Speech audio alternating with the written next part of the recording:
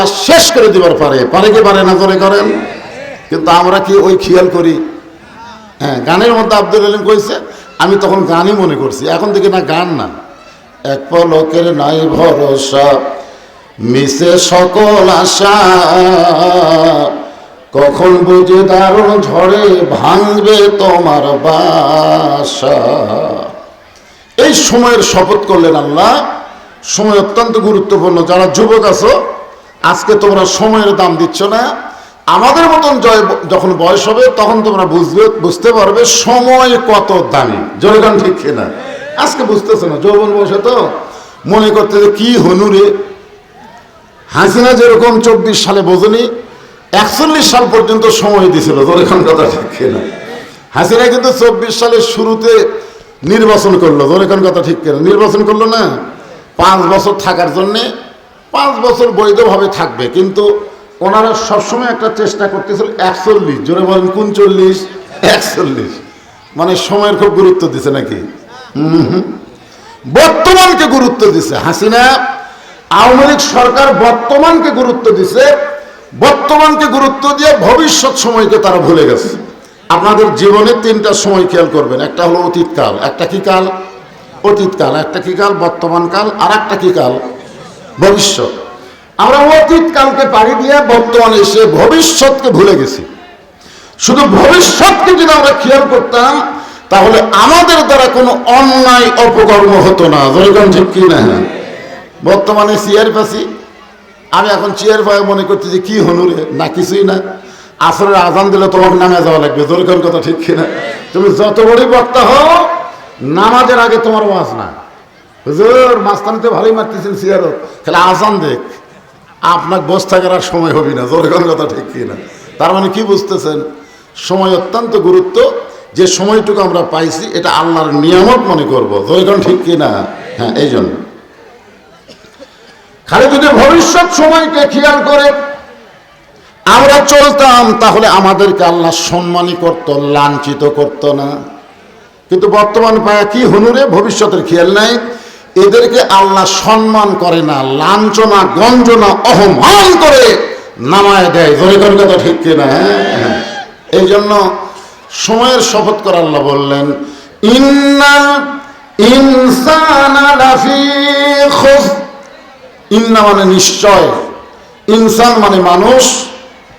এই মানুষের মধ্যে পুরুষ মানুষও আছে, মেয়ে মানুষও আছে। আছে না নাই? আমার মা বোনেরা যারা পর্দার অন্তর আছেন, আল্লাহ কিন্তু পাইকারি হারে সমস্ত মানুষকে লক্ষ্য করে বলতেছেন, ইন্নাল ইনসান লাফি খুসর। নিশ্চয়ই মানুষগুলো ক্ষতির ভিতরে। আদর করে আল্লাহ তাআলা একজন মানুষকে তৈরি করেছিলেন, যে মানুষের নাম হলো আদম আলাইহিস সালাম। আদর করে, জোরে কোন কি করে? আদর, খুবই আদর করে তৈরি করছেন। আদর করে মানুষ আল্লাহ বানায়া কেমনে দিবেন ক্ষতির মধ্যে ফেলিয়া।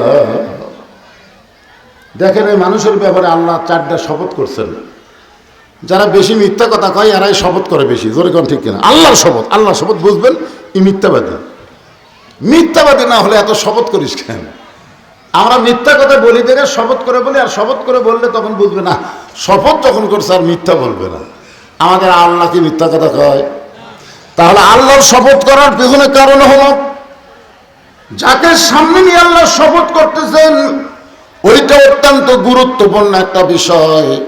আল্লাহ শপথ করলেন অত্তিন অজাইতুন অতুরি সিনিন ওয়াহাজাল বালাদিল আমিন। এরপরে আল্লাহ বললেন, লাকাদ খালাকনাল ইনসানা ফি আহসানি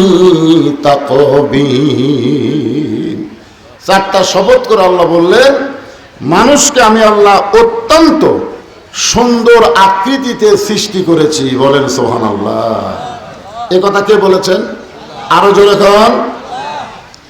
এত সুন্দর করে আল্লাহ তৈরি করছেন শুধুমাত্র একজন মানুষকে, যার নাম হলো আদম। জোরে বলেন, যার নাম কি? আদম।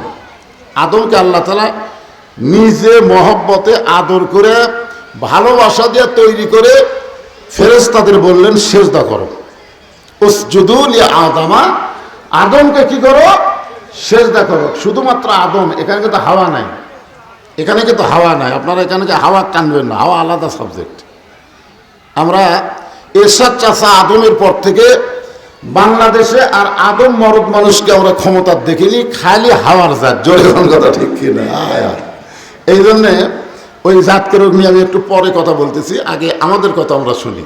তো আল্লাহ তাআলা আদমকে তৈরি করে ফেরেশতাদের বললেন উসজুদু লিআদামা, আদমকে সেজদা করো। এখানে কিন্তু হাওয়ার কথা নাই, হাওয়ার কথা আছে? উসজুদু লিআদামা ওয়া হাওয়া, ও হাওয়া আছে? নাই। আল্লাহ শুধু আদমকে সেজদা করতে বললেন। সমস্ত ফেরেশতারা আদম আলাইহিস সালামকে সেজদা করলেন, কিন্তু একজন করে নাই। উনি কিন্তু ফেরেশতা না, উনি হলেন জিনের বাচ্চা, ফেরেশতার মধ্যে বড় হওয়া, নাম হলো আজাজিল। আদমকে যখন সেজদা না করলো তখন আল্লাহ তার নাম দিলেন ইবলিস। আজাজিলকে বাতিল করে নাম হলো কি? ইবলিস। আল্লাহ বললেন ইবলিস, সবাই সেজদা করলো, তুই করলি না কেন? ইল্লা ইবলিস আবা ওয়াস্তাকবার, ইবলিস অহংকার করে বলল আদম মাটির তৈরি, আমি হলাম আগুনের তৈরি। যাই হোক, আদমকে আমি সেজদা করিনি। আল্লাহ, আপনাকে সেজদা করতে আমার কোনো আপত্তি নেই, কিন্তু আদমকে সেজদা করতে আমি আপত্তি জানাই। সঙ্গে সঙ্গে আল্লাহ বললেন তুই বার হয়ে যা, আমার হেদায়েতের থেকে, আমার রহমত থেকে বের হয়ে যা। এখন ইবলিস আল্লাহর রহমত হেদায়েত থেকে বের হওয়ার সময় বলতেছেন আল্লাহ যাচ্ছি, যাওয়ার আগে আপনাকে একটা প্রশ্ন করব। আল্লাহ বলেন কি প্রশ্ন? বলে প্রশ্নটা হলো যে আপনাকে আমি 6 লক্ষ বছর সেজদা করছি। কত বছর? আর আদমকে একটা সেজদা করিনি। তাহলে একটা সেজদা না করার কারণে আপনি যখন আমাকে বার করে দিচ্ছেন, তাহলে 6 লক্ষ বছরের সেজদার খবর কি? 6 লক্ষ বছর সেজদা করছে কাকে? সবাই বলেন কাকে? আর একটা সেজদা করেনি কাকে? আদমকে। তাহলে আল্লাহকে সেজদা তো দিছে। আর শয়তানেও কথা বলতেছে আপনি যদি চান আজকে সেজদা দিব, কিয়ামত পর্যন্ত আর মাথা তুলবো না, কারণ আপনাকে সেজদা দিতে আমার কোনো আপত্তি নাই। এখন শয়তান বলতেছে যে একটা মাত্র সেজদা দিলাম না, তার কারণে আপনি এত রাগ করে আমাকে বাড়ি করে দিচ্ছেন। আমার মনের মধ্যে একটা খবর হচ্ছে, আল্লাহ আপনি কি জানেন? আপনারা বলেন তো ইবলিসের মনের মধ্যে যে খবর হয় আল্লাহ জানে কি জানে না? তা আল্লাহ বলতেছে আমি জানার পরে তোর মুখ থেকে শুনতে চাই। তো ইবলিস বলতেছে আল্লাহ, আমার প্রশ্ন হলো আল্লাহ বড় না আদম বড়? আপনার বলেন তো বড় কে? তো তারপরে শয়তান এই কথা প্রশ্ন করার কারণ কি? প্রশ্ন করার কারণ হলো যে 6 লক্ষ বছর আপনাকে সেজদা দিয়েছি, আর একটা সেজদা আদমকে দেইনি। একটা সেজদা না দেওয়ার কারণে আমার 6 লক্ষ বছরের সেজদার খবর কি? আল্লাহ বলতেছে ইবলিস শুনে নাও, আমি আল্লাহ আদমকে এত ভালোবাসি, আমার নিজের চাইতেও অনেক বেশি। সুবহানাল্লাহ কর না কেন? আমি আল্লাহ আদমকে এত ভালোবাসি, আমার নিজের চাইতেও অনেক বেশি। একটা সেজদা না দেওয়ার কারণে আমি তোমার 6 লক্ষ বছরের সেজদা বাতিল করে দিয়েছি। এরপরেও সুবহানাল্লাহ বলতে কি পয়সা লাগবে? এটা এই কারণে বললাম যে আমরা মানুষ, আমাদেরকে চিনা লাগবে। আল্লাহর ওলিদের একটা কথা আছে, মান আরাফা নফসাহু ফাকাদ আরাফা রাব্বাহু। তুমি তোমাকে যতক্ষণ চিনতে না পারবা, তুমি তোমার আল্লাহকেও জানতে পারবা না। আগে আমাকে চেনা লাগবে ভাইজান, আমি মালটা কে চেনার দরকার আছে না নাই? আমি নিজের বুকে হাত দিয়ে আপনি বলবেন আমি কে, আমাকে আল্লাহ কেন দুনিয়াতে তৈরি করে পাঠালেন, এর মধ্যে আল্লাহর কারণ কি? এই কারণটা যদি একবার বুঝবার পরে আমার দ্বারা কোনো গাফতারি হবে না, আমার দ্বারা কেবল আল্লাহর গোলামি হবে। জোরে কথা ঠিক কিনা? যার কারণে আল্লাহ বললেন ফাদখুলি ফি ইবাদি ওয়াদখুলি জান্নাতি। আসলে দিনের মাহফিল তো সমস্যা, আপনারা বক্তার দিকে না তাকায় কোন দিকে তাকায় আছেন? আমি যে কথাগুলো বলতেছি কথাগুলো কি গুরুত্ব নাই? কত গুরুত্ব, একটু মনোযোগ দিয়ে শোনেন। চলেই তো যাবেন রে ভাই, থাকবেন? চলে যাবেন, বাড়ি যাবেন? না না না, প্রত্যেকটা আদম চিন্তা করবে চলেই যাব, দুনিয়ার বাড়িতে না, আমাকে আল্লাহর কাছেই যাওয়া লাগবে। জোরে কোন কথা ঠিক কিনা? যেখান থেকে এসেছি আবার সেখানেই যাওয়া লাগবে। আপনি মনে করেন না যে রঙ্গলীলা যতই করি থাকার কোনো বন্দোবস্ত নাই, যাওয়া লাগবেই। তা আমাকে আল্লাহ কেন দুনিয়াতে পাঠালেন, কেন আবার দুনিয়া থেকে নিয়ে যাবেন? মিনহা খালাকনাকুম ওয়া ফিহা নুঈদুকুম ওয়া মিনহা নুখরিজুকুম তারাতান উখরা, এগুলো কথা তো আমরা বলি কোরআন থেকে। এর পিছনে একটু মনোযোগ দেওয়ার দরকার আছে না নাই? দরকার আছে না নাই? হ্যাঁ, একটা ট্রাকের পিছনে লেখা আছে 100 গজ দূরে থাকেন, নিরাপদ দূরত্ব বজায় রাখেন। একটা ট্রাক কি জন্য কন্ত? যে হঠাৎ যদি সামনে রাস্তা খারাপ থাকে, ট্রাক যদি ব্রেক করে, পরের গাড়িটা 100 গজ দূরে থাকলে আর ব্রেক লুজ হলেও আস্তে আস্তে ব্রেক হবে, জোরে কোন ঠিক না। আর লাগালাগি যদি থাকে, ওই ব্রেক করা মাত্রই মেরে দিবে। এই ট্রাকের চাইতে নারীরা হলো বেশি মারাত্মক। এদেরকে কমপক্ষে 200 গজ দূরে রাখা দরকার ছিল। মাঝখানে একটা কাপড় দেওয়ার ঠোঁচা আওয়াজ হবে, কি এক বিরক্ত রে, ওইটাই করলে হবে।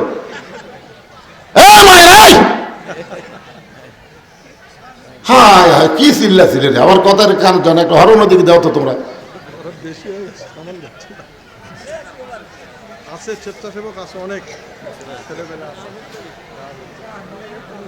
শোনেন, একটু মনোযোগ দিয়ে শোনেন।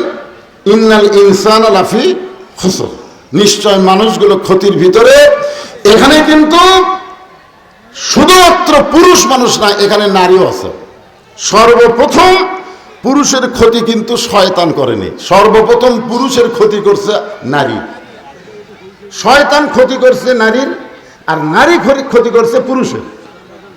ওই যে ইবলিস শয়তান মা হাওয়াকে প্ররোচনা দিল যে গন্ধম গাছের ফল খাও, ঠিক কিনা বলেন? আপনারা বলেন তো, আদমের কাছে যে আল্লাহ আমার উম্মতের কি হবে, আমার উম্মতের কি হবে?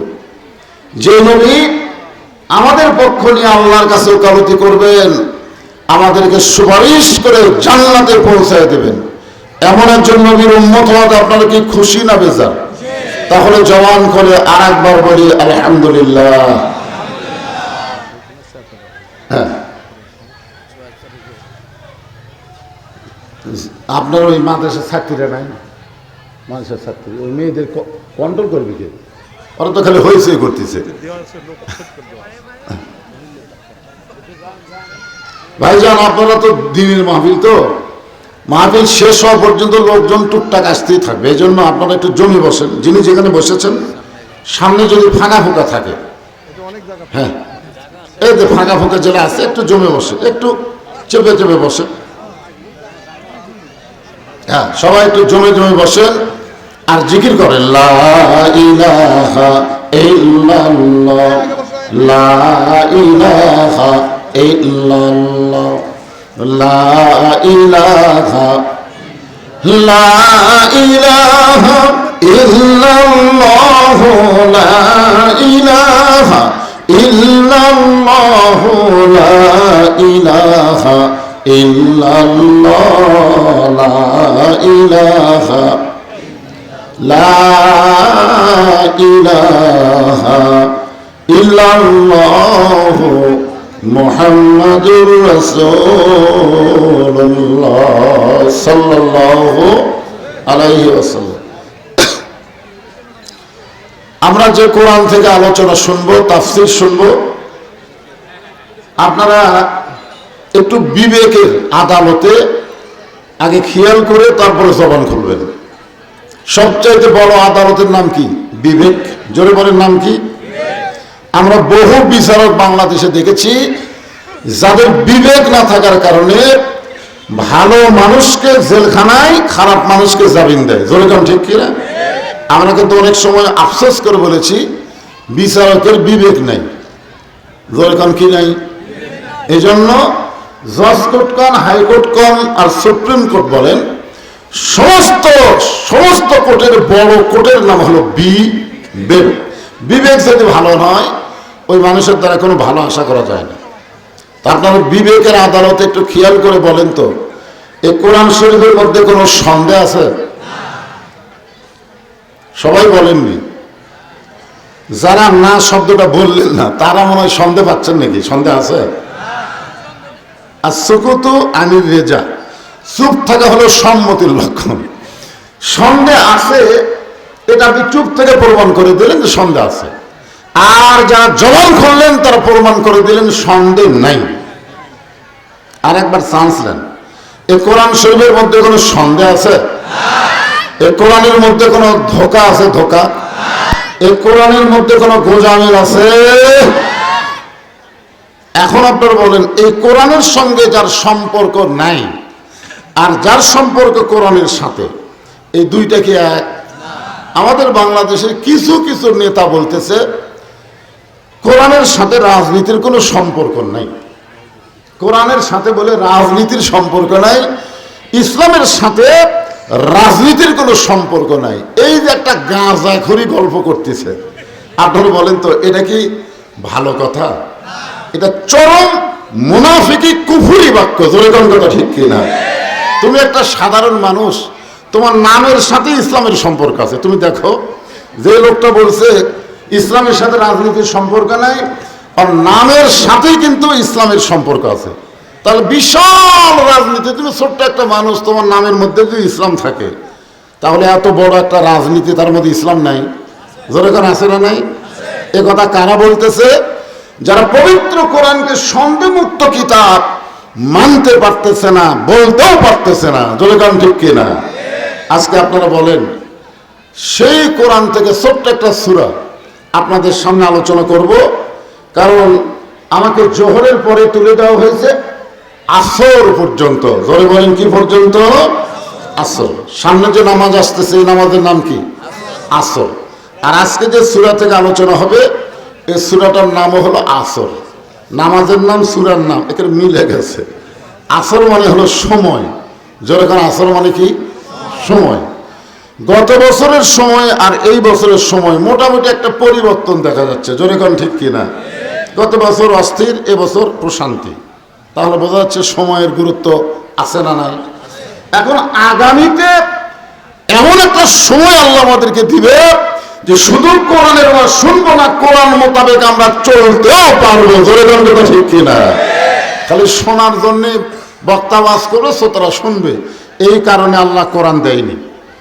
কোরআন দিয়েছে কি জন্যে? অনুনাজ্জিলু মিনাল কুরআনি মা হুয়া শিফাউ ওয়া রাহমাতুল লিল মুমিনিন। এখানে আল্লাহ কিন্তু কোট করেছে মুমিনিন, শুধুমাত্র মুমিন। আমার সামনে যারা বসে আছেন আমরা সবাই কি মুমিন? আমরা সবাই ঈমানদার, আমরা সবাই মুসলমান। সেই পবিত্র কোরআনের ছোট্ট একটা সূরা আসর। আসর মানে হলো সময়। যেরকম আসর মানে কি? আল্লাহ সময়কে অত্যন্ত গুরুত্ব দিয়ে শপথ করলেন। খুব খেয়াল করবেন, সময়ের গুরুত্ব আছে না নাই? আছে। 48 বছর আগে আব্দুল্লাহ আলিম একটা গান গাইছিল এই সময়কে নিয়ে। তখন আমি বুঝবার পারিনি, এখন এই বুড়া বয়সে বুঝতেছি। কারণ সব সময় কিন্তু সব জিনিসের গুরুত্ব থাকে না। চোখ থাকতে মানুষের চোখের গুরুত্ব থাকে না, কান থাকতে মানুষের কানের গুরুত্ব থাকে না, জান্নাত ছাড়া লাগবে না, আর জান্নাত ছাড়া লাগবে না। তখন থেকে তা হওয়া শুরু করলো, কেমনে খিলান যায়। শেষ পর্যন্ত একে শরবতের মধ্যে গন্ধম গুলিয়া মিশিয়ে তারপর খাওয়াইছে। যে খাইছে মা হাওয়া মুসকি মুসকি হাসতেছে, কাজ সাকসেস। আদম বলে, হাওয়া হাসলা কেন? বলে হাসার কারণ হলো যেটা ফল আকারে পারিনি শরবত আকারে খাওয়াইছি। বলে কোন গাছের? বলে ওই গাছের। আদম কারে নিষেধ না করলো? নিষেধ করার পরে তোমার আকর্ষণ বেড়ে গেল। আল্লাহ নিষেধ করবে আপনাকে একলাই করুক, আমার সামনে করলো কেন? তার মানে বোঝা গেল নারীদেরকে নিষেধ করা মানে আমি যতই হয়েছে নিষেধ করতেছি, ওরকে মানে আরো তাও বাড়তিছে। নিষেধ করার পরে আকর্ষণ বেড়ে গেল, নিজে খাইলো, আদমরে খাওয়ালো। সঙ্গে সঙ্গে আমাদের বাবা আদম, যাকে আল্লাহ আদর করে তৈরি করেছেন, মুখের মধ্যে ডান হাতটা ঢুকাইয়া দিলেন। এত দূর পর্যন্ত দিলেন, একেবারে হুলকুম পর্যন্ত হাত ঢুকাইয়া দিয়ে রক্ত বমি করলেন, রক্ত বমি করলেন। এত কষ্ট করার পর আদম চোখের পানি বের করে বলে, হাওয়া রে, তুই এত বড় নির্যাতন আমারে কেমনে করলি? যে গাছের কাছে যাইতে নিষেধ, সে গাছের ফল খালে আমারে খাওয়ালি, রক্ত বমি করলো। এতটুকু আদম আলাইহিস সালাম করলেন। তারপর আল্লাহ কি বললেন? বার হয়ে যাও, বার হয়ে যাও। আর জান্নাতে থাকার সুযোগ নাই, কারণ জান্নাতে আমি পেশাব পায়খানা তৈরি করিনি। ওই গাছটা হলো পেশাব পায়খানার গাছ। এখন কিসের গাছ আল্লাহ তখন কয়নি, তখন একটু হিকমত অবলম্বন করছে, ওয়ালা তাকরাবা হাযিহিস শাজারা ফাতাকুনা মিনাজ জালিমিন। এখন বলেন আদম আলাইহিস সালামকে আল্লাহ তাআলা বের হওয়ার বললেন কোথায়? পেশাব পায়খানা করার জায়গায়। এই দুনিয়া হলো পেশাব পায়খানা করার জায়গা। বেহেশতের মধ্যে পেশাব পায়খানা নাই। আল্লাহ কাছে যাও, 2 দিন থাকো, থাকে পেশাব পায়খানা করে পেট ক্লিয়ার করে আবার জান্নাতে চলে আসো। চলতে পথে 2 দিন থামিলাম, যাবার কালে একজন আরো দেখা না পাইলাম।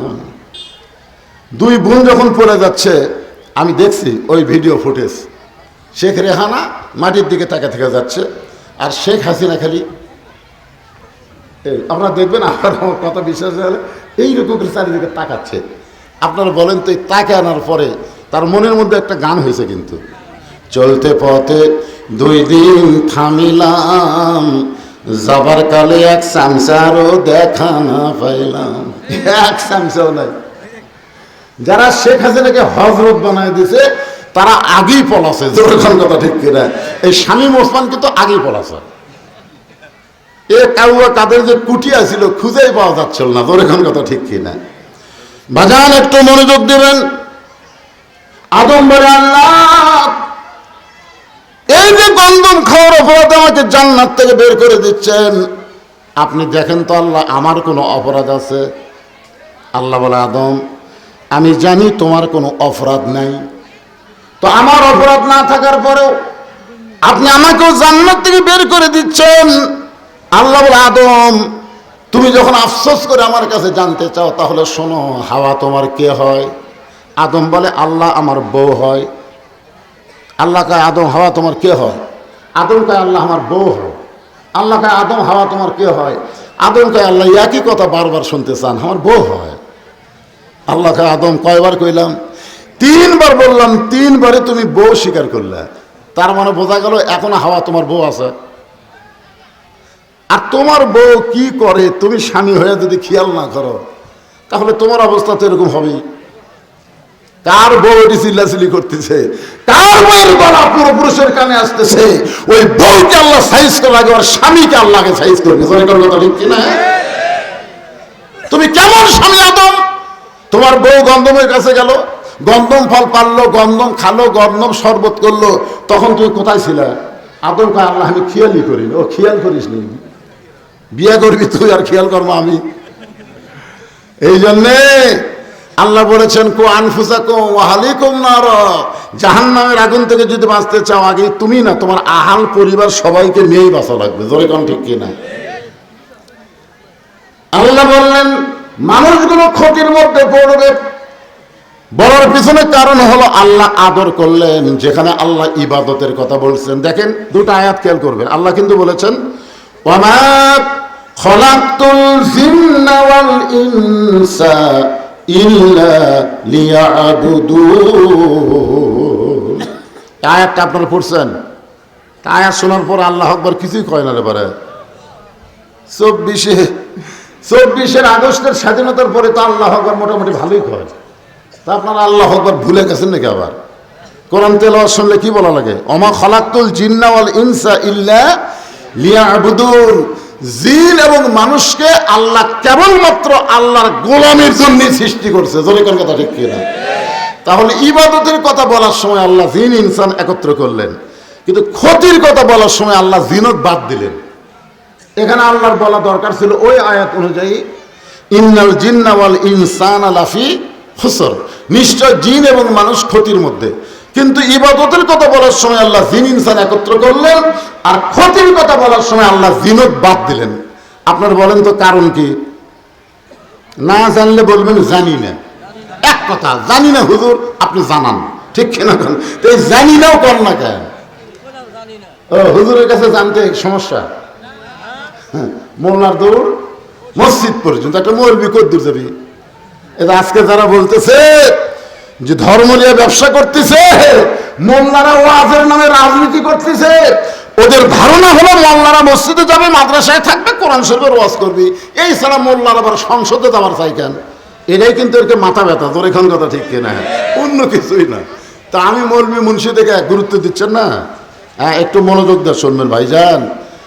আল্লাহ তাআলা ইবাদতের কথা বলার সময় জিন ইনসান একত্র করলেন, আর ক্ষতির কথা বলার সময় আল্লাহ জিনকে বাদ দিলেন।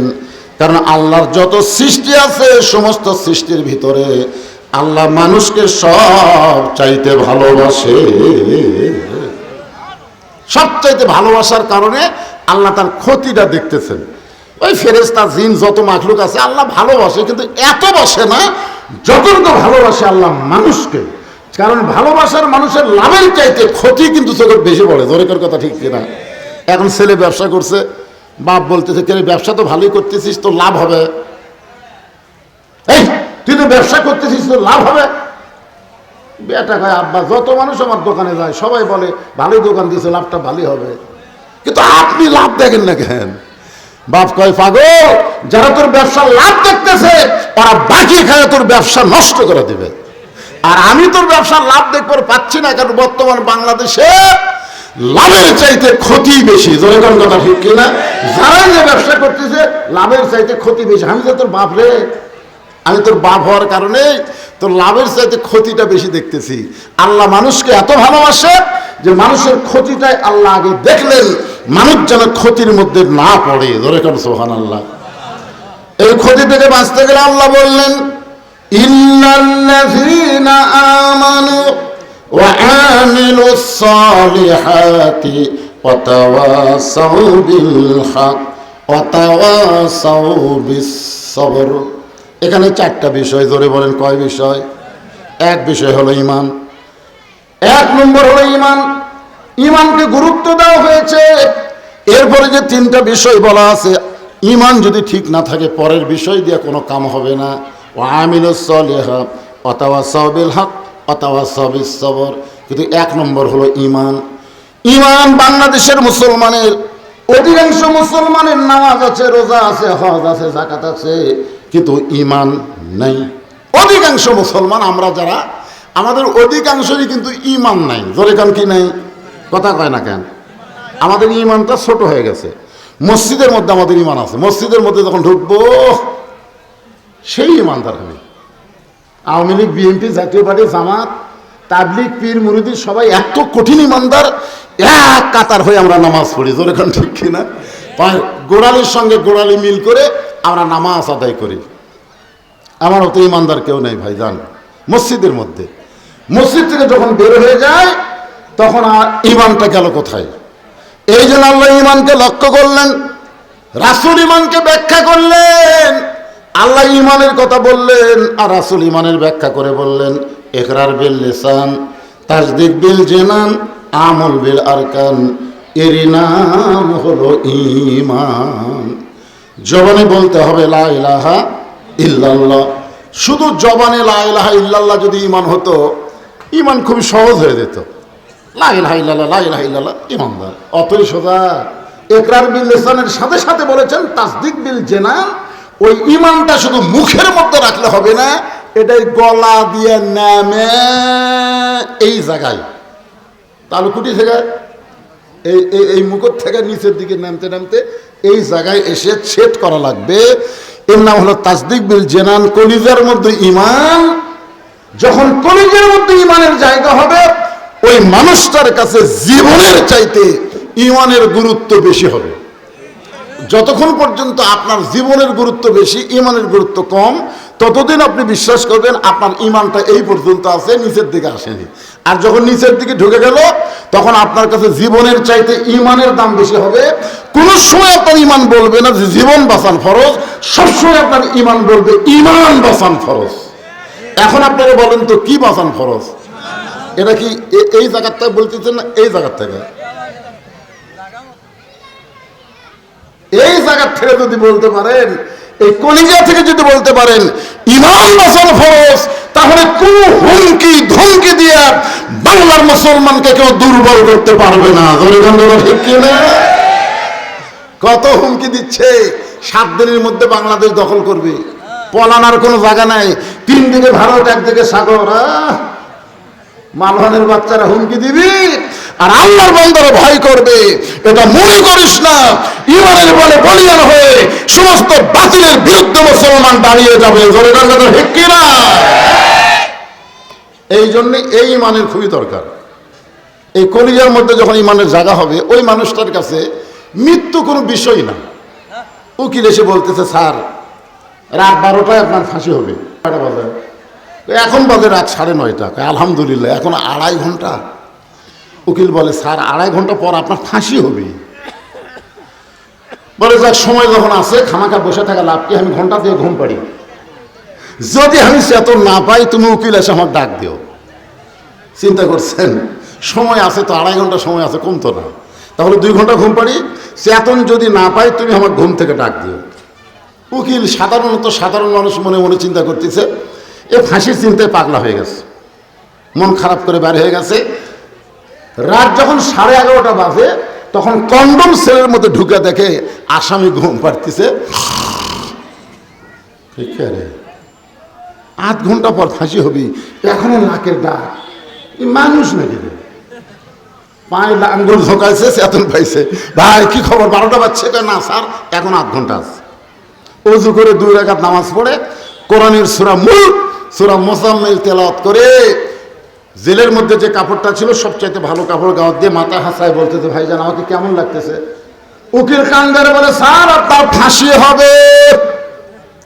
মীর কাশেম আলী মুসকে মুসকে হাসের বলে, উকিল তোমার কাছে ফাঁসি গুরুত্ব বহন করতেছে, কিন্তু একজন মুসলমানের কাছে ফাঁসি কোনো বিষয় না, ইমানের সাথে আল্লাহর কাছে চলে যাওয়া।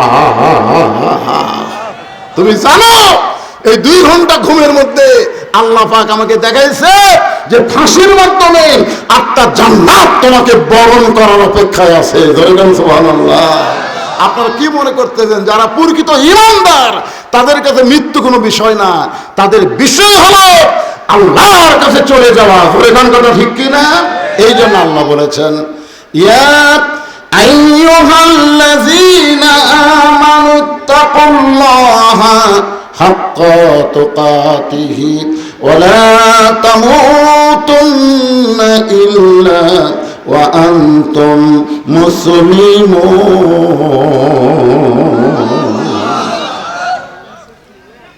এরপরে বলতেছে আমল বিল আরকান, ঈমান অনুযায়ী আমল করা লাগবে। আমল, আপনারা বলেন তো, ঈমানের পরে যত আমল আছে, যে আমলের মাধ্যমে ঈমানকে রক্ষা করা যাবে সেই আমলের নাম কি? জোরে করে, একজন করে হবে না তো, সবাই করা লাগবে। নাম কি? হ্যাঁ, সালাত কায়েম করা লাগবে। আমরা কোরআনের মধ্যে নামাজ নাই, সলাতই পাইছি, কিন্তু আমরা সলাত করলে অনেকে বুঝি না।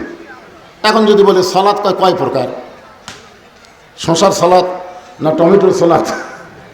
এখন টমেটোর সালাত আছে, শশার সালাত আছে, কিন্তু নামাজের নাম যে সালাত আরবি, যেখানে কোরআনের সালাত পাবেন ওটাকে আমরা নামাজ বলি। জোরে কোন ঠিক কিনা? হ্যাঁ, এই জন্য আপনারা যেটা বোঝেন সেটাই বলতেছি, নামাজ। আল্লাহ নবী নবুয়তের 10ম বৎসরে নামাজ পাইছে, তারপরে 3 বছর নবী মক্কায় ছিলেন, নামাজ কায়েম করতে পারেননি। কোরআনের যেখানে আল্লাহ নামাজের কথা বলেছে শুরুতেই আপনারা দেখেন, আল্লাযীনা ইউমিনুনা বিল গায়বি ওয়া ইউকিমুনাস সালাত, নামাজ কায়েম করার কথা শুরু হয়ে গেল কোরআনে। এভাবে আরো 82 জায়গায় নামাজ কায়েমের কথা আল্লাহ বলেছেন, নামাজ পড়ার কথা আল্লাহ বলেনি। এখন আপনারা বলেন তো, আমাদের বাংলাদেশে নামাজ পড়া আছে না কায়েম আছে? পড়া আছে, কায়েম নাই। তো নামাজ কায়েম করতে গেলে কি করণীয়? তখন কি মানুষের আইন চলবে না আল্লাহর আইন?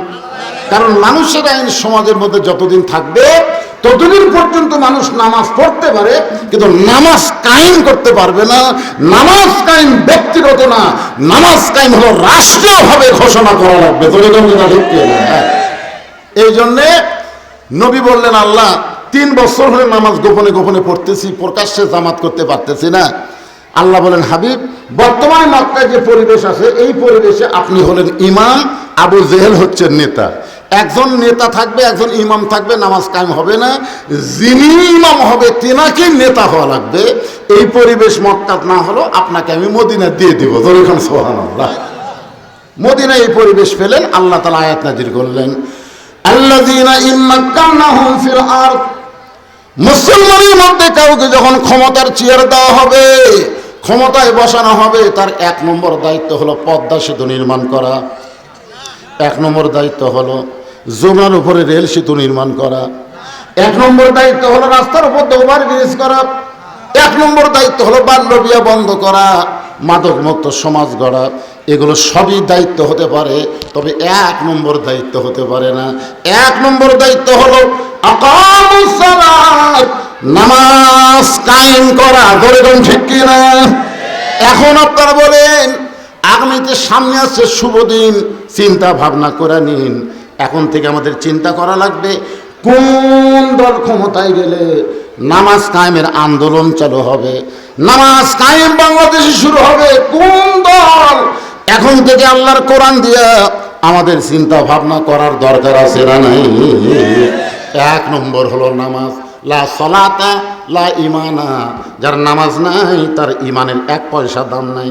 তুমি নামাজ পড়ো না মিয়া, তুমি কই মুসলমান, তুমি মুসলমান দাবি করতে পারবা বাংলাদেশে, কিন্তু মুসলমান হয়ে মরতে পারবা না। আল্লাহ বলেছেন লা তামুতুন্না ইল্লা ওয়া আনতুম মুসলিমুন, মুসলমান না হয়ে মরিও না।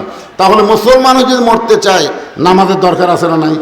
লা সালাতা লা দীনা, যার নামাজ নাই তার কোনো ধর্ম নাই। এখন পুরুষ মানুষের জন্য 1 নম্বর হলো নামাজ। এরা এরকম গল্প করে, এই ছেলে ফেলে তোমরা গল্প করে দেখতেছো না? এরা হ্যাঁ, তোমরা গল্প করো কেন বাজান? তাহলে কি বুঝতেছেন? পুরুষের জন্য 1 নম্বর হলো নামাজ, আর নারী জাতির জন্য 1 নম্বর হলো পর্দা।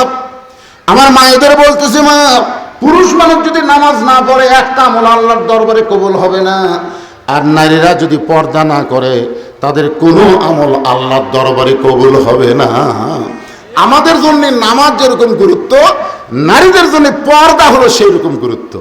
আপনারা বলেন তো, মেয়েরা যে নামাজ পড়ে, আপনার বউ তো বাড়িতে নামাজ পড়ে, দেখেন না আপনি? আমি দেখছি আমার বউ যখন নামাজ পড়ে, ও বাবা রে, অন্য সময় যেভাবে তেভাবে থাকে, কিন্তু নামাজও যখন খাড়া হয়, একটা মাথা মতো ঢাইকা অন্যা দিয়ে হেজাব টেজাব পরে তারপরে নামাজে দাঁড়ায়। দেখছেন নামাজে যখন দাঁড়ায়, কোনো মেয়েকে দেখছেন যে মাথার চুল ফুলেতে নামাজ পড়তেছে? তো যখন বাড়ির গল্প করে, কিন্তু মাথার উপর কাপড় নাই। অনেকগুলো মেয়ে মানুষ, সেদিন এক জায়গায় তো ওয়াজ করে গেছি, এক ছেলে আমার কাছে প্রশ্ন করছে, হুজুর মেয়েটা খুবই পর্দানিশী, গ্রামের একটা মানুষ ওই মেয়েকে দেখতে পারেনি, সবসময় বোরকার মধ্যে থাকে, কিন্তু একটা অপরাধ হলো ওই মেয়েটা মাথার চুল বেচা খায়। ওই মেয়েটার ফতুয়া কি? আপনার বন্ধু যে মেয়েটা পর্দার মধ্যে থাকে, ওই তো মানুষের সামনে আসে নাকি তার চুল লাড়া ছাড়া কিনতেছে, লাড়া ছাড়া যাই প্রথম কিনে, ওই কি লাড়া ছাড়া লাড়ে না, লাড়া ছাড়া ওজন দেয়। আপনারা বলেন মেয়ে মানুষ মারা গেলে 5টা কাপড়, তার মধ্যে একটা হলো মাথা বান। আমার মায়েদের জন্য বলতেছি, মা একটু মনোযোগ দিয়ে শোনেন। 1 নম্বর হলো আপনাদের পর্দা। এই পর্দা যদি না থাকে, কোন আমল আপনাদের আল্লাহ কবুল করবে না। এই যেখানে আইসেন, হইচই করতেছেন, কথাবার্তা বলতেছেন, পর্ব শুনতেছে, পর্দার খেলাফ হয়ে যাচ্ছে। এই জন্য আমার মায়েরা মনোযোগ দেন। আল্লাহ রাসূল ফাতেমার ঘরের মধ্যে ঢুকলেন, ফাতেমাকে ডাক দিয়ে বললেন, ফাতেমা, তোমার কি কখনো মনে হয় তোমার বাবা বিশ্ব নবী বলে আল্লাহ তোমাকে জান্নাত দিবে? ফাতেমা বলতেছে, বাবা, এ কথা একবার কেন, 1000 বার আমার মনে হয়। আমি বিশ্বাস করি আমার বাবা বিশ্ব নবী, এই কারণে আমি জান্নাতি। আল্লাহ রাসূল চোখের পানি বের করে ছোট বাচ্চার মতন কান্না শুরু করে দিলেন। ফাতেমা, তুমি কখনো এমন বিশ্বাস করতে পারো না তোমার বাবা বিশ্ব নবী বলে আল্লাহ তোমাকে জান্নাত দিবে। জান্নাতে যদি যাবার চাও, তাহলে জান্নাতের আমল করে তোমাকে জান্নাতে যেতে হবে। তোমার বাবা নবী বলে আল্লাহ তোমাকে জান্নাত দিবে, এইটা কখনোই মনে করো না। জান্নাতের আমল করে তোমাকে জান্নাতে যেতে হবে। ফাতেমা বলেন, বাবা, জান্নাতে যাওয়ার আমল কি? আল্লাহ রাসূল বললেন, 4টা আমল করলে আল্লাহ 8টা জান্নাতের দরজা খুলে দিবে। এই মায়েরা ভালো করে শোনেন, মাত্র 4টা আমল, 4টা আমল করলে 8টা জান্নাতের দরজা আল্লাহ খুলে দিবে। তার মধ্যে সবচাইতে গুরুত্বপূর্ণ আমল হলো পর্দা। ও ফাতেমা, মেয়েদের সবচাইতে আমল হলো গুরুত্বপূর্ণ পর্দার। সঙ্গে সঙ্গে ফাতেমা, তার কাছে এক ওড়না ছিল, ওড়নাটা মাথার উপর টাইনা বলল, বাবা, এইভাবে যদি আমি পর্দার মধ্যে যাই, রাসূল বলেন, ফাতেমা, এইভাবে যদি পর্দাকে গ্রহণ করো, আমি রাসূল বলতেছি আল্লাহ তোমাকে দুনিয়াতেও সম্মানিত করবেন এবং আখিরাতেও সম্মানিত করবে। আমরা খুতবাতে শুনি, জুমার দিনের সানি খুতবা শোনেন না?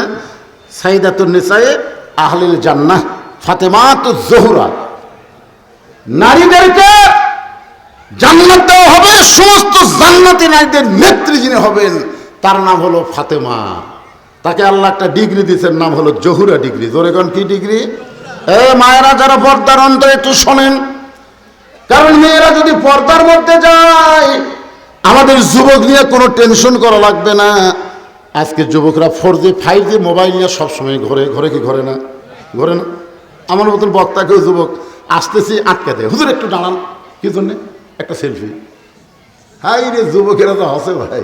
এরকে চালচলন মুড মোশন দেখলে এরকম হওয়ার পিছনে কারণকে জানেন? এরকে ভিতরে একটা আকাঙ্ক্ষা কাজ করতেছে। সেই আকাঙ্ক্ষা হলো বেপর্দার নারী। এই বেপর্দা নারী আমাদের যুবকদেরকে পাগল বানিয়ে দিছে। আজকে যদি মেয়েরা পর্দার মধ্যে থাকে, আমাদের একটা যুবকও বেসাইজ হবে না, সমস্ত যুবককে আল্লাহ সাইজ করে দিবে। জোরে কারণ সুবহানাল্লাহ। এই জন্য মা বোনদের একটু পর্দার ওয়াজ করার দরকার আছে না নাই? জোরে কারণ আছে না নাই? ও আমিনু সলিহাত। সূরা আসরের 2 নম্বর বিষয় হলো নেক আমল। নেক আমলের মধ্যে পুরুষের 1 নম্বর হলো নামাজ, আর নারীদের 1 নম্বর হলো পর্দা। আল্লাহ রাসূল বললেন, ফাতেমা, আল্লাহ তোমাকে দুনিয়াতে সম্মানিত করবেন, আখিরাতেও সম্মানিত করবেন যদি তুমি পর্দার ভিতরে থাকো। ফাতেমার জীবনে অনেক কষ্ট হয়েছে, কিন্তু ফাতেমা খুবই সম্মানিতা। তার প্রমাণ হলো বুখারী শরীফের একটা হাদিস। কতগুলো মেয়ে মানুষ ফাতেমার দরজার দাঁড়িয়ে আছে, ফাতেমার সাথে দেখা করবে। যাকে আল্লাহ জান্নাতের একজন নেত্রী বানাবে, সে ফাতেমাটা দেখতে কেমন, এই জন্য কতগুলো মেয়ে মানুষ দরজার দাঁড়িয়ে আছে, কিন্তু দরজা তো একেবারে বন্ধ। তুমি এরা কি করবে? দেখে ছোট বাচ্চা রাস্তার দৌড়াদৌড়ি করতেছে, ডাক দিয়ে বলছে, বাবা তোমার নাম কি? কয়, ওর নাম হোসাইন। তখন মেয়েরা বুঝবার পারছে এটাই তো ফাতেমার ছেলে হবে।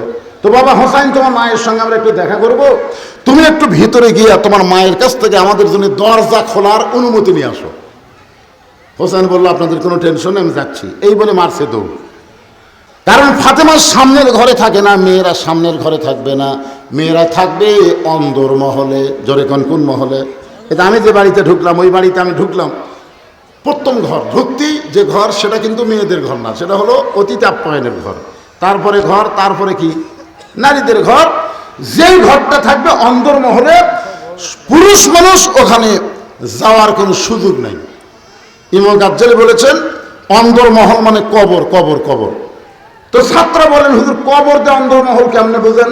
ইমাম গাজ্জালী বলেন, একটা মহিলা মারা গেলে তার লাশ যারা ধরে কবরের মধ্যে নামাবার পারবে, কেবলমাত্র তারাই অন্দর মহলে ঢুকতে পারবে।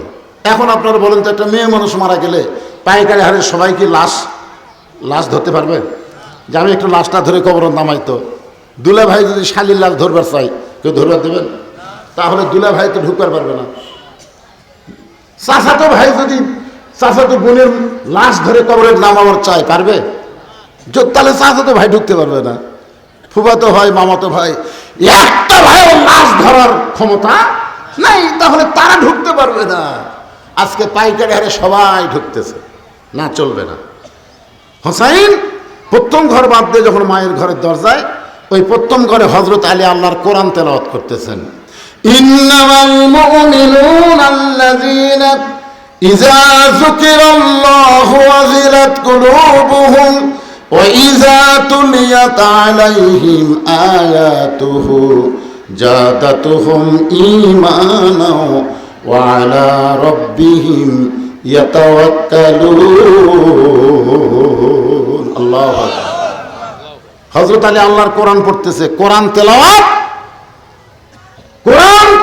এমন একটা ইবাদত, যেটা যে করে এবং যারা শোনে, আল্লাহ সবারই উপর রহমত বর্ষণ করে। সুবহানাল্লাহ। আর কোরআন তেলাওয়াতের কারণে মানুষের ঈমান আল্লাহ বাড়ায় দেয়। এখানে তেলাওয়াত মানে শুধু কোরআন পড়া না, তেলাওয়াতের ব্যাপক ব্যাখ্যা। আজকে আমি সব কথা বলতে পারতেছি না। তো হযরত আলী হোসেনকে ডাক দিলেন, কি রে তুই বারা খেলাধুলা করতেছিলি? আলহামদুলিল্লাহ। তো খেলাধুলা বাদ দিয়ে হঠাৎ দৌড়ে এসে মায়ের ঘরের দরজা কি? তাহলে আপনারা কি বুঝলেন? তুমি যতই কোরআন তেলাওয়াত করো, তোমার সন্তান যদি বেসাইজ হয়, তাকে তেলাওয়াত বাদ দেওয়া সাইজ করো। তুমি মনে করছো বাবা তুমি 5 ওয়াক্ত নামাজি, আর তোমার ছেলে আইনা হয়ে ফজরে ঘুম পাড়তেছে, ল্যাপের কোন জায়গা খুঁজে পাওয়া যাচ্ছে না, পাও নাই মাথাও নাই, গেল কোথায়?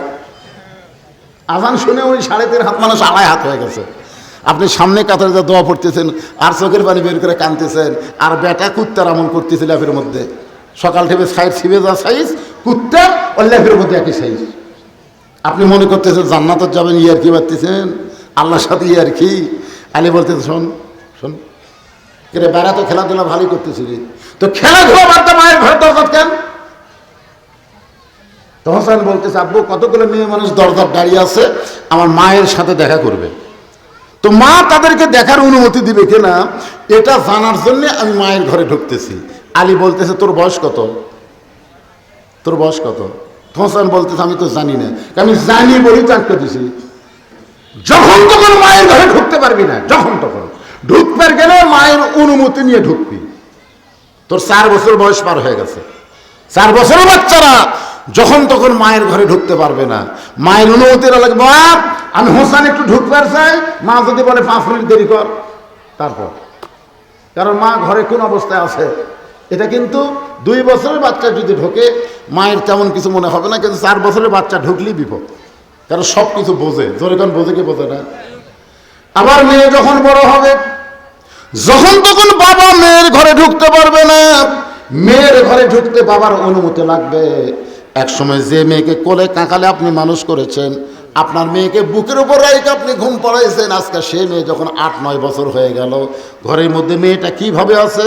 বাবা আগে সালাম দিয়ে বলতে হবে মা আমি তোমার ঘরে ঢুকতে চাই। মেয়ে যদি বলে বাবা আসেন কোনো সমস্যা নাই, আর যদি বলেন বাবা একটু দেরি করেন। জোহর নামাজ পড়ে আল্লাহর নবী ফাতেমার ঘরের দরজায় নবী সালাম দিয়ে বললেন ফাতেমা একটু দরজা খোলো মা, আমি আজকে তোমাকে মুখটা দেখে একটু যাওয়ার চাই।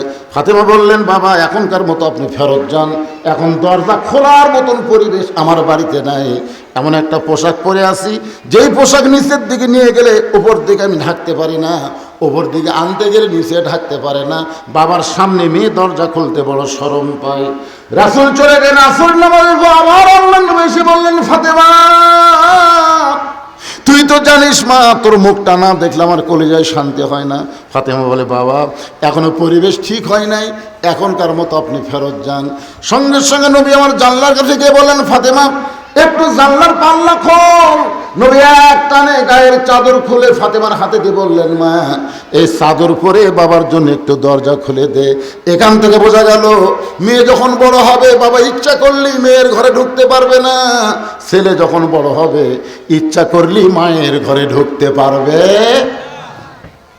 হোসেন তুমি আসো আল্লাহর কোরআন ধরো। হযরত হোসেনের হাতে আল্লাহর কোরআন শরীফ দিয়ে এই 3:30 আজান দেয় কোন এলাকার?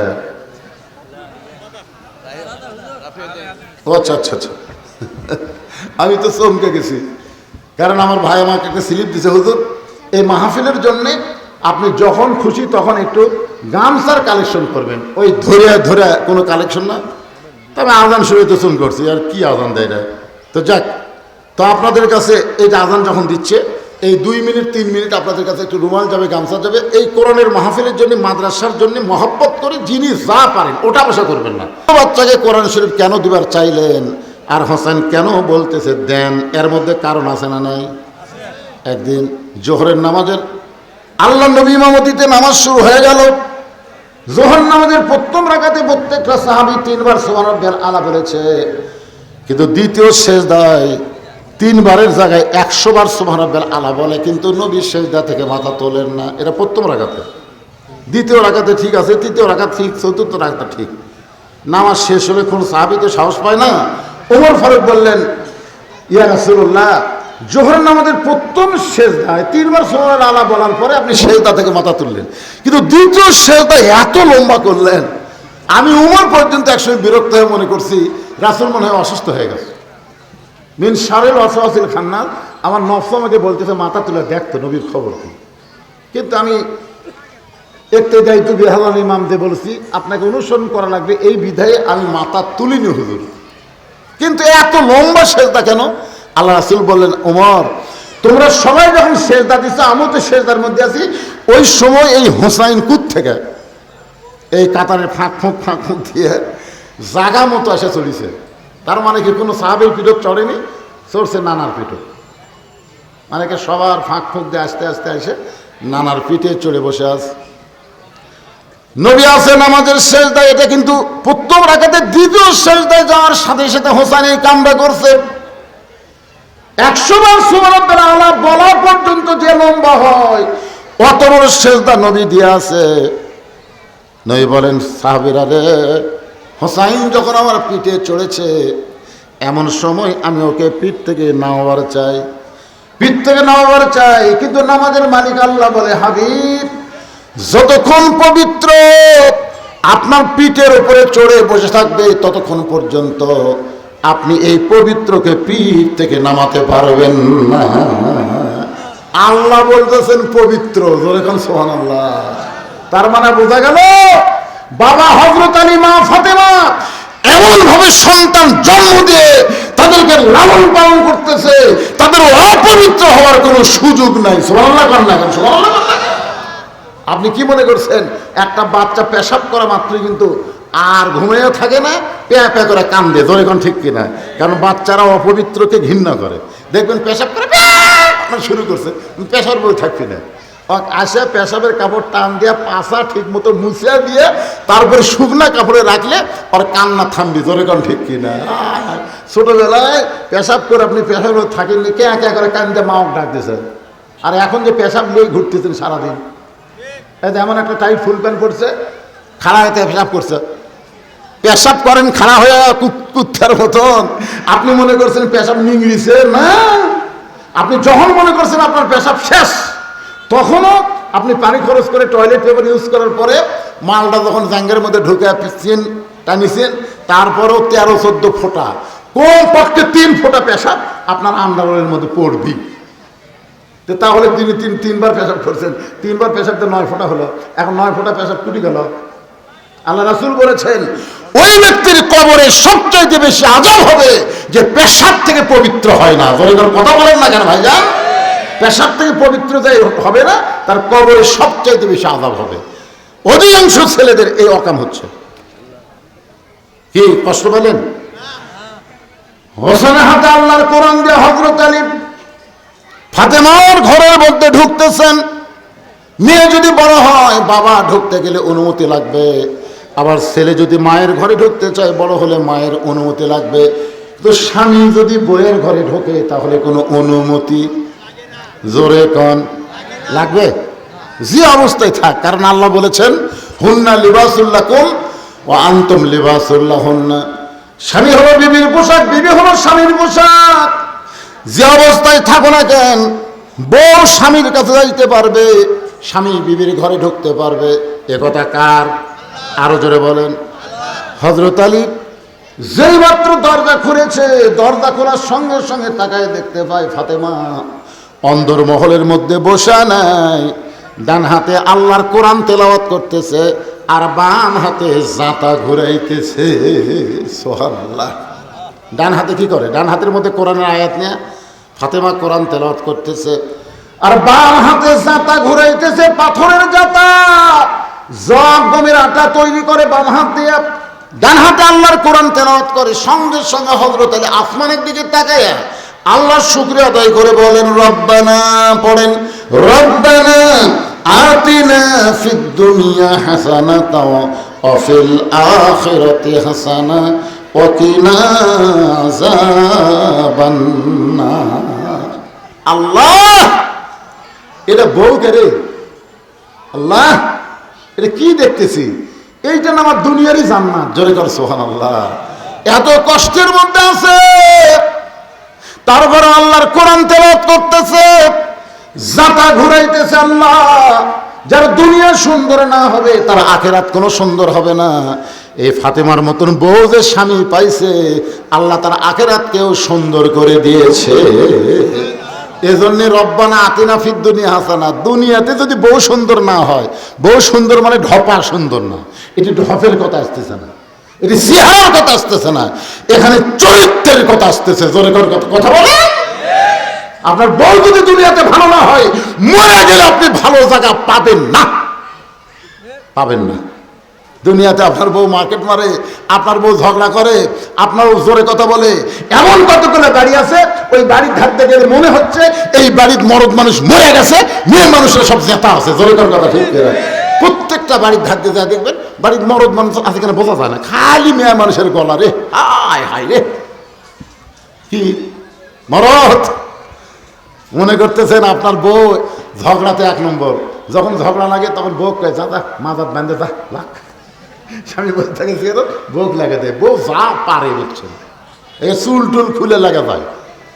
আমার মায়েরা শোনেন, হযরতের ঘরের মধ্যে লক্ষ্য করে আল্লাহর কাছে কাঁদতেছে আর বলে, আল্লাহ যে বউটা আমার এত কষ্টের মধ্যেও তোমার কোরআন তেলাওয়াত করে আবার দুনিয়ার যাতা ঘুরায়, এমন বউটা পাওয়া হলো ভাগ্যের ব্যাপার। রব্বানা আতিনা ফিদ দুনিয়া হাসানাতাও ওয়া ফিল আখিরাতি হাসানা ওয়া কিনা আযাবান নার। আল্লাহু আকবার। সঙ্গে সঙ্গে ফাতেমা যাতা ঘুরান বন্ধ, কোরআন তেলাওয়াত বন্ধ। কারণ স্বামী দরজাতে আসলে আর যাতা ঘুরান কোরআন তেলাওয়াত চলবে? আপনাদের কি মনে হয়? আমাদের বউগুলা কি যেই মাত্র হযরত আলী দরজায় সঙ্গে সঙ্গে ফাতেমা যাতা ঘুরান বন্ধ, কোরআন তেলাওয়াত বন্ধ করে খুব দ্রুত গতিতে এসে বুড়া আঙ্গুলে ভর দিয়া স্বামীর কপালে একটা চুমা খায়। সুবহানাল্লাহ। আলী বলতেছে, ফাতেমা তুমি কোরআন তেলাওয়াত করলাম, তুমি যাতা ঘুরানো বাদ দিলে, আমার কপালে চুমা দিলে কারণ কি? ফাতেমা বলে, স্বামী গো, স্বামী যখন বিবির কাছে আসবে তখন বিবির সমস্ত কাজ কাম আল্লাহ হারাম করে দিছে, একটা মাত্র কাজই হলো স্বামীকে খুশি করা। সুবহানাল্লাহ। আপনাকে বলতে অসুবিধা হচ্ছে, এই ওয়াজকে আপনাকে বিরুদ্ধে যাচ্ছে। তাহলে স্বামী যখন বইয়ের ঘরত আসবে, বইয়ের সমস্ত কাজ কাম হারাম, একটা মাত্র কাজ, সেই কাজ হলো স্বামীকে খুশি করা। ধরে কোন কি করা? তা আমি আপনার কপালে সীমা দিয়ে আপনাকে আমি খুশি করে দিলাম। আলী বলতেছে, তাই বলে তুমি না যাতা ঘুরান বাদ দিলে, কিন্তু কোরআন তেলাওয়াত ফাতেমা আপনি জানেন না, শুধুমাত্র ফরজ ইবাদত ছাড়া বউ যদি ফরজ নামাজের নিয়ত করে, তখন স্বামী যদি ডাকে ফাতেমা, ও ফাতেমা, তখন কোনো উত্তর দেওয়া যাবে না, কারণ আল্লাহর নামাজ পড়তেছে। এখন স্বামী ডাকলে উত্তর দেওয়া যাবে না, কিন্তু বউ যদি সুন্নত নামাজ পড়ে, নফল নামাজ পড়ে, কোরআন তেলাওয়াত করে, তখন স্বামী ডাকার সাথে সাথে সব ইবাদত বাদ দিয়ে একমাত্র ইবাদত হলো স্বামীর কথার জবাব দেওয়া। জোরে কারণ সুবহানাল্লাহ। কারণ রাসূল বলেছেন, আল্লাহকে সেজদা করার পরে কাউকে যদি সেজদা দেওয়ার হুকুম থাকতো ফাতেমা, তাহলে তোমাকে আমি বলতাম আলীর পায়ে সেজদা করো। সেদিন থেকে বোঝা গেল আল্লাহ ছাড়া অন্য কাউকে সেজদা করা যাবে না। কিন্তু মেয়ে মানুষের কাছে আল্লাহর পরে সবচাইতে দামি ওই মহান মানুষটি হলো তার স্বামী। আর আমরা যদি ডাকি রহিমা, রেবেকা, কথা কয় না, ময়নাটিয়া, কথা কয় না, ও রহিমা, কি আমার কাম নাই, এত ডাকেন কি? আমার কাম নাই? আপনারা বলেন তো, কে ডাকতেছে? তুই কেমনে বলতেছিস আমার কাম নাই? তোর একটাই কাম হলো স্বামীর ডাকে সাড়া দেওয়া। দেখছেন, খালি ফরজ ইবাদত ছাড়া অন্য কোন ইবাদতের মধ্যেও থাকলে নফল ওজা করতেছে, স্বামী যদি বলে শীতের দিন গো, রাতের বেলা সাহস পাই না, দিনে একটু খেলবার চাই, বউ কয় ওজা আছি, আল্লাহ কয় ওজা বাদ দে, ওজা বাদ দে, তোর ওজাকে এক পয়সা দিয়ে গুনি নেয়, তুই স্বামী খুশি কর। সুবহানাল্লাহ। কন্যা কেন ভাই? এই শালি মেয়েরা জানে না দেখে এই খালি রোজা রাখে, এ করে সে করে। আরে পাগলি, স্বামীর গুরুত্ব বোঝো। আমার স্বামীদেরও ওয়াজ আসতেছে, বইয়ের গুরুত্ব কি সেটাও বলবো। আর আবার রাগ করে, হ্যাঁ হুজুর এমন ওয়াজ করে, খালি স্বামীর পক্ষে ওয়াজ করে, বইদের পক্ষে করে না। আমার ভাইয়ের একটু মনোযোগটা শোনেন। ফাতেমা বলে, স্বামী গো, আপনি তো কোরআন তেলাওয়াত করতেছিলেন, এই কোরআন তেলাওয়াত তারা, আপনারা একটু আমার সাথে বলেন, বেপর্দা নারী যারা শয়তানের যানবাহন তারা। শয়তান কিন্তু গ্রামের মধ্যে ঢুকে বেপর্দা নারীর ভিতর দিয়ে। বেপর্দা নারী যারা শয়তানের যানবাহন তারা, বেপর্দা নারী যারা শিলা কলা তারা। বেপর্দা নারী যারা ব্রয়লার মুরগির মতন তারা। একই গাছের কলা, এক গামলায় চোচাওয়ালা, এক গামলায় শিলা। কলাওয়ালা নিয়ে বসে আছে, এক গামলায় শিলা কলা, এক গামলায় চোচাওয়ালা। আপনার বন্ধু যত খরিদ্দার কলা কিনতে আসবে, একটা খরিদ্দারকে শিলা কলার দিকে তাকাবি, ভাই কত করে হালি, কত করে কেজি? একই গাছের কলা, একই গাছের কলা, এইটার দিকে তাকাস না কেন? বলো এইটা শিলা, শিলা কলা আমি নেই না। তুই কি কলা শিলা খাস না চোচাওয়ালা খাস? আমি শিলাই খাই, তো আগে থেকে শিলা আছে, খালি নিবি আর খাবি। বলে পাগল রে, ধুলা বালি পড়া, মশা মাছি পড়া, ওই কলার খাওয়ার উপযুক্ত না। আমি যুবকদেরকে বলবো বাজান, বেপর্দা নারী যারা শিলা কলা তারা, তুমি বিবাহ করার আগে ওদের উপরে অনেক নির্যাতন হয়েছে, অনেক শয়তানের আকর্ষণ হয়েছে, ওদেরকে শিলা কলার মতন মনে করা লাগবে। জোরে কোন ঠিক কিনা? বেপর্দা নারী যারা ব্রয়লার মুরগি তারা। দেশি মুরগি দেখছেন? দেশি মুরগি, দেশি মুরগি আপনি ধরবার চান তো ধরে পারবেন? হ্যাঁ হ্যাঁ, আপনি দেখলে মারবি তো, এত দূরে দৌড় মারছে। আপনি তাকায় দেখেন, আর আঁচড়া পাঁচড়া ফৌরা দিয়ে ঢাকা, খুব খেয়াল করে দেখেন, আর কিছু দিকে পাবেন না, সব ফৌরা দিয়ে ঢাকা। কি সুন্দর ময়না রে, দেশি মুরগি রে, পর্দানিসি রে। আর ব্রয়লার মুরগি আপনি ধরতে কোনো চেষ্টা করা লাগবে, ওই আপনার কাছে গেলে ঘুর ঘুর করে ঘুর, আপনি তাকায় দেখেন আঁচড়া পাঁচড়া সব লাল করে বের করতে। জোরে কোন কথা ঠিক কিনা? হ্যাঁ, তো বেপর্দা নারী আর ব্রয়লার মুরগির মতো পুরুষ মানুষ দেখলে খালি ওটি করে, ওটি করে। আর পর্দানিসী নারী যারা দেশি মুরগির মতন মরদ মানুষ দেখলে, পুরুষ দেখলে তারা মারে দৌড়, পর্দার মধ্যে ঢুকে যায়। আমার মায়েরা বোনেরা মনে কষ্ট নিয়েন না। হাতে বলে স্বামী গো, একটা যদি বেপর্দা নারী থাকে, আর ওই নারীদের মধ্যে সেই বেপর্দা নারী যদি ফাতেমাকে একবার দেখে, ফাতেমাকে দেখে, কারণ বেপর্দা নারী অনেক পুরুষের সঙ্গে তার যোগাযোগ আছে। অনেক পুরুষের কাছে গিয়ে যদি বলে ফাতেমার চোখের সাইজ এইরকম, ফাতেমার নাকের সাইজ এরকম, ফাতেমার ঠোঁটের সাইজ এরকম, ফাতেমা এতটুকু লম্বা, তাহলে আপনি বলেন যে ফাতেমা পর্দার মধ্যে থাকলো সারা জীবন, একটা বেপর্দা নারীর কারণে পরপুরুষের কাছে ফাতেমা প্রকাশ হয়ে গেল। এই জন্য মেয়েদের সঙ্গে দেখা করতে গেলে আমি ফাতেমার জন্য পর্দা করা লাগবে। মেয়েদের সঙ্গে আমি ফাতেমা সরাসরি দেখা করব না, পর্দার ভিতর থেকে ওদের সঙ্গে আমি কথা বলতে চাই। এত পর্দা নিশে ফাতেমা রাতের অন্ধকারে দুনিয়া থেকে বিদায় নিল, রাতের অন্ধকারে থেকে দাফন করা হলো।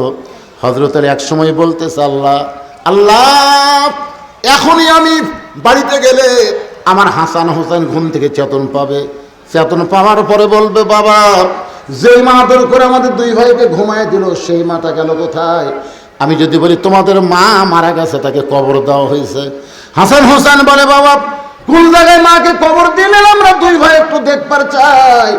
আলী বলে মনে মনে চিন্তা করে, এখনই যদি হাসান হোসেনকে নিয়ে আসি যে তোমার মাকে এই জায়গায় কবর দিছি, তাহলে কানতে কানতে সকাল হয়ে যাবে, মদিনার মানুষ জানতে পারবে হাসান হোসেন যখন কানতেছে, তাহলে ওই জায়গাতে ফাতেমার কবর। আল্লাহ গো, যেই ফাতেমা পর্দানিশী রাতের অন্ধকারে তাকে দাফন করা হলো, এখন আমি আলী কি করব? এই দোয়া করার পরে তাকায় দেখে সামনে কয়েকটা পুরাতন কবর দেখা যায়। এই মাত্র ফাতেমার কবর দিয়েছে, সেই নতুন কবর আর নাই। গোটা জান্নাতুল বাকি দৌড়ার কান্দে বলে, ফাতেমার কবর, ফাতেমার কবর। কে যেন বলে, আলী রে, আমার ফাতেমা পর্দানিশী, আমি আল্লাহ জহুরা ডিগ্রি দিয়ে ফাতেমার কবরটাকে কিয়ামত পর্যন্ত পর্দা করে দিয়েছি।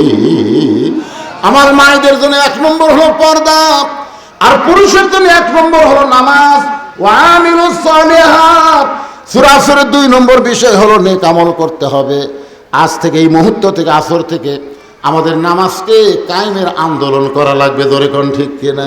আমি নামাজ পড়বো, আমার বউ নামাজ পড়বে, আমি নামাজ পড়বো, আমার ছেলে নামাজ পড়বে, আমি নামাজ পড়বো, আমার মেয়ে নামাজ পড়বে, আমার পরিবারের সবাই নামাজ পড়বে, আমি নামাজ পড়বো, আমার ড্রাইভার নামাজ পড়বে, আমি নামাজ পড়বো, আমার সাহাবী নামাজ পড়বে, আমি চেয়ারম্যান নামাজ পড়বো, মেম্বাররাও নামাজ পড়তে হবে, আমি ওসি সাহেব নামাজ পড়বো, সব পুলিশ মুসলমানকে নামাজ পড়া লাগবে, আমি টিউনো সাহেব নামাজ পড়বো, আমার অধীনস্থ অফিসে যতক্ষণ তারা চাকরি করবে তাদেরকেও নামাজের ব্যবস্থা করা লাগবে। ধরে কোন কথা ঠিক না?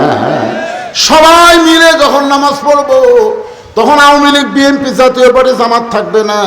প্রত্যেকটা মুসলমান কাতার সোজা করার সাথে সাথে আল্লাহ তাদের অন্তরকেও সোজা করে দিবে। সব দল ভাঙ্গা, সমস্ত দল ভাঙ্গা মুসলমান আল্লাহর কোরআনের দল হয়ে যাবে। জোরে গান কথা ঠিক কিনা? তাহলে পুরুষের জন্য 1 নম্বর হলো নামাজ, নারীদের জন্য 1 নম্বর হলো পর্দা। সূরা আসরের 3 নম্বর বিষয় হলো তাওয়াসাউ বিল হক। হক কথা বলতে হবে, হক পথে চলতে হবে।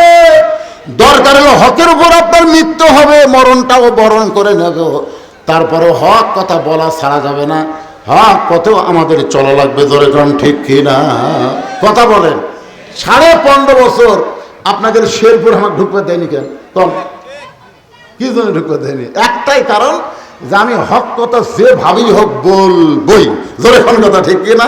ডাইরেক্ট না বললে অ্যাঙ্গেলে বলবই। যার কারণেই কিন্তু আপনাদের শেরপুর এতদিন পরে আমাকে পাঠান, কারণ আমি বলবো হক কথা বলা লাগবে। আল্লাহ অর্ডার করেছেন হক কথা বলো, হক পথে চলো, হকের আন্দোলন করো। জনগণ কথা ঠিক কিনা? তবে এই হক পথে চলতে গেলে এখন যদি বলেন হুজুর আমি সারাদিন ঘুরে বেড়াই, সারা রাত ঘুম পাড়ি, আমি হক পথে, কখনোই না, তুমি শয়তানের পথে। কারণ হক পথে চলবার গেলে তোমার জেল হবি, তোমার জুলুম হবি, তুমি বউসলা ঘুমার পারবা না, মাঝে মাঝে তোমাকে আলুর বাগুড়ের মধ্যে ঘুম পাড়া লাগবি। জোরে কোন কথা ঠিক কথা বলে? এটা আমার কথা না ভাইজান, আল্লাহ কোরআনে বলেছেন ওয়ালা নাবলুওয়ান্নাকুম বিশাইইম মিনাল খাউফি ওয়াল জুই ওয়া নাকসিম মিনাল আমওয়ালি ওয়াল আনফুসি ওয়াস সামারাতি ওয়া বাশশিরিস সাবিরিন। এটা হক পথে চলার পুরস্কার। কি পুরস্কার? নানা ধরনের বিপদ আপদ মুসিবত কষ্ট দিয়ে আমি আল্লাহ তোমাকে পরীক্ষা করব, এরপরেও তোমাকে ধৈর্যের উপর থাকা লাগবে। হক পথ বাদ দিয়ে বেহক পথে যাওয়া যাবে না। অতা সবে সবর। সূরা আসরের 4 নম্বর বিষয় হলো ধৈর্য ধারণের উপদেশ দেওয়া লাগবে। যেভাবেই হোক একের উপরে, হকের উপরে, সত্যের উপরে আমাদেরকে ধৈর্য ধারণ করা লাগবে। ধৈর্য ধারণ মানে কি?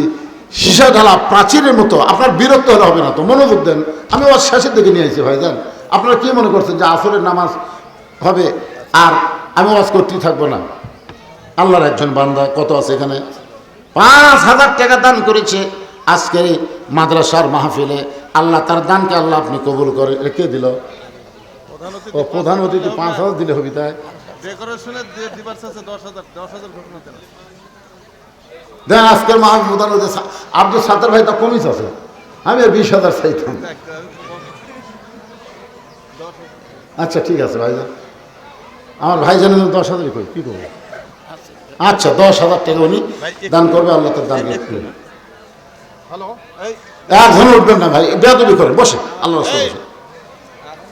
জোর করে শোয়াই দেয়, ঠান্ডা পানির মধ্যে নরম কাপড় চুবড়ায়া কবরের উপরে লেপটে দিয়ে বলে একটু ধৈর্য ধর, অথবা সবিস সবর, একটু ধৈর্য ধর।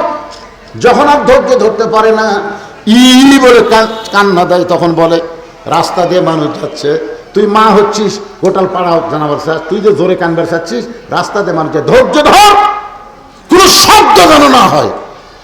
এমন দাঁতের উপর দাঁতে ধৈর্য ধরছে, এক সময় বাচ্চা টানা বের করছে, শেষ পর্যন্ত মা বেহুশ হয়ে গেছে। বাচ্চা হওয়ার পরে গোসল করে মায়ের বুকের উপর যখন বাচ্চা দেয়, ওই বাচ্চার পরশু মা কিন্তু হুঁশ ফিরে পায়। হুঁশ ফিরে পাওয়ার পরে মরে যাবো, গলা দড়ি দিব, বিষ খাবো, ওই কথার মনে আছে? ওই কথার মনে আছে? আয় হায়, বাচ্চাকে নিয়ে সেই সুমা জিবা দেখায়, চোখ দেখায়, মুখ দেখায়, দাদা নিয়ে বলে 1 লাখটি মার, 1 লাখ টাকা ভেঙে দে, এই মনে গলা দড়ি দিবার চাইনি, বিষ খাবার চাইনি, মরে যাবার চাইনি, তারপরে আদর করিস কেন? মা বলে দাদি কি বলছি না বলছি, পাগলি হয়ে গেছিলাম। ও দাদি, এই নিয়ামত কাছে আসার পরে আর কোনো কষ্টের কথা মনে থাকে না দাদি। আজকে বাংলার মুসলমানেরা 15.5 বছর যে কষ্ট করছেন তার আগেও কষ্ট করেছেন, আগামীতে প্রসব যেরকম বেদনা আমরা অনেক কষ্ট সহ্য করেছি, যেরকম ঠিক কিনা? আগামীতে হয়তো আমাদের বাংলাদেশ সব দেখা হলো শেষ কোরআনের বাংলাদেশ। এটা দেখতে গিয়ে আমাদের যদি আমরা পেয়ে যাই, তাহলে আপনার বলেন তো জেলে যাওয়ার কথা মনে থাকবে? আমি 9 বার গেছি, আমি এই 15.5 বছর আমার বউ চললে ঠিক মতো ঘুমাবারই পারিনি, আলুর বাগুলের মধ্যে ঘুম পা লাগছে, কখন কম্বল ফুটি পারছি। তো যদি আল্লাহর কোরআনটা বাংলাদেশ চলে, এই দৃশ্য দেখার পরে ওই অতীতের কথা আমাকে মনে থাকবে। আল্লাহ সাইদ হুজুর হত্যা করছে, ওটা আমরা বললো যাক কোরআনের জন্যই তো হোক, তার ফাঁসি হয়েছে কোরআনের জন্য, হক পথে চলার জন্য। হুসাইনের জীবন দেবার পারে, তাহলে আমরা কেন পারি না? আবু সাইদ এ পর্যন্ত 2000-এর বেশি জীবন, 20 সালের বেশি পঙ্গু আহত, তাদের সব ত্যাগকে আমরা সেদিন কোরআন বুকে নিয়ে ভুলে যাব। ধরে কোন ঠিক কিনা? শান্তির একটা সমাজ পাবো। অথবা সবে সবর, এই 4টা বিষয় আজকে আলোচনা করলাম। আপনারা যারা কম বেশি বুঝেছেন, আল্লাহ আমাদেরকে আমল করার তৌফিক দেন। আমার আব্দুল সাত্তার ভাই বলেছেন সভাপতি সাহেব বক্তব্যের পরই